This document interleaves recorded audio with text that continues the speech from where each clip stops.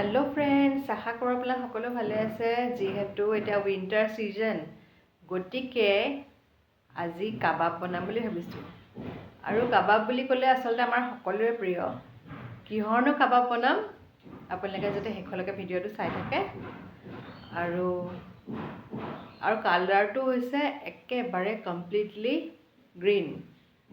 কিহৰ কাবাব হ'ব বাৰু কওকচোন এনি গেছ মই মটৰ লৈ লৈছো পালেং ধনিয়া নিমখ পানীত অকমান সময় তিয়াই থৈ দিছো লগতে মই আদা নহৰু আপোনালোকে দিব পাৰে নাইকল দিছো গুটেগিটাৰ এটা মই মিক্সাৰ গ্ৰাইণ্ডাৰত পেষ্ট এটা বনাই লৈছো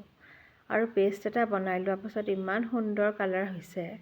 আপোনালোকে বাৰু নামটো কি দিলে ভাল হ'ব কমেন্ট সেকশনত জনাবচোন এতিয়া মই পিয়াজটো এনেকৈ টছ ফ্ৰাই কৰি লৈছো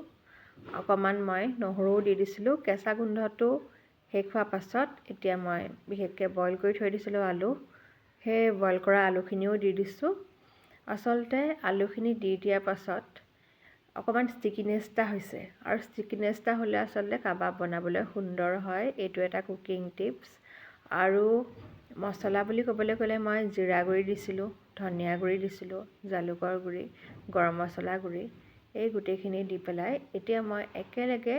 গ্ৰীন পেষ্টৰ লগত মিক্স কৰি লৈছো অকমান টাইট হ'বলৈ কাৰণে থৈ দিছো আপোনালোকে ইয়াত ব্ৰেড ক্ৰাম্বছো ব্যৱহাৰ কৰিব পাৰে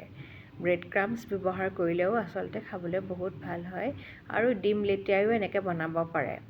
তেতিয়া অকমান বেলেগ শেপত হ'ব আৰু আপোনালোকে এনেকৈ বিশেষকৈ টিকি হিচাপে বনাব পাৰে কাবাব হিচাপে বনাব পাৰে চপ হিচাপে বনাব পাৰে এটো আপোনালোকৰ কথা এতিয়া মই টিকি বনোৱা আগতে মই বিশেষকৈ কৰ্নফ্লেক্সৰ দ্বাৰা কোট কৰি লৈছিলো কৰ্নফ্লেক্স কোট কৰি লোৱাৰ পাছত একদম ক্ৰিস্পিনেছ এটা হয় সেইকাৰণে মই তেলো খুব কম তেল ব্যৱহাৰ কৰিছো কম তেল ব্যৱহাৰ কৰাৰ পাছত ইমান সুন্দৰকৈ আসলতে সিজিছেও খাবলৈও ভাল হৈছে আৰু মই কাবাব বনালে সাধাৰণতে একেবাৰে মিডিয়াম টু লো ফ্লেমত থওঁ প্ৰথমে লো ফ্লেমত থওঁ তাৰ পাছতে মই বিশেষকৈ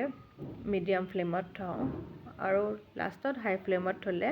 খাবলৈও ভাল হয় ক্ৰিস্পিনেছটো আহে দেখিছেনে বাৰু যিমান দেখিবলৈ সুন্দৰ হৈছিলে হিমান আসলতে খাবলৈও ভাল হৈছিলে